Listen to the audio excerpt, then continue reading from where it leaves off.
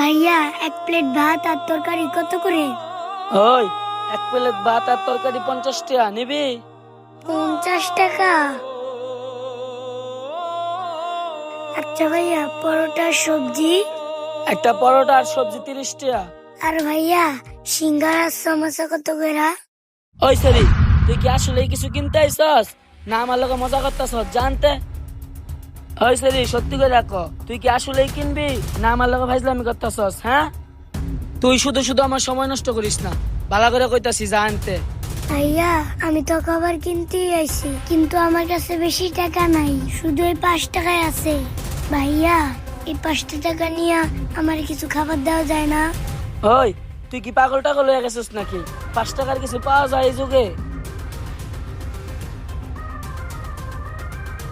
ভাইয়া আমি বললামই তো, আমার কাছে 5 টাকায় আছে।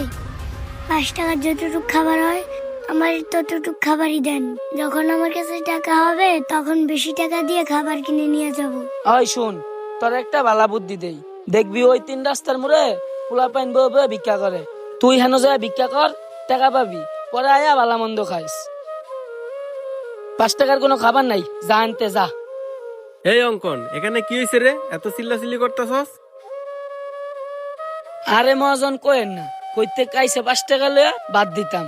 আচ্ছা, এনে ঝামেলা করিস না, আরে বুঝাই টু যায়, এখন তো বিদায় করে দে। আচ্ছা মহাজন ঠিক আছে, ওই জানতে।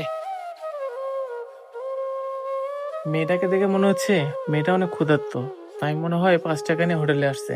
না, মেয়েটাকে কিছু খাবার কিনে দিই। আচ্ছা ভাই, আমারে আরো 4টা রুটি আর সবজি পার্সেল দেন। আচ্ছা ঠিক আছে ভাই, দিতাছি। এই অঙ্কন,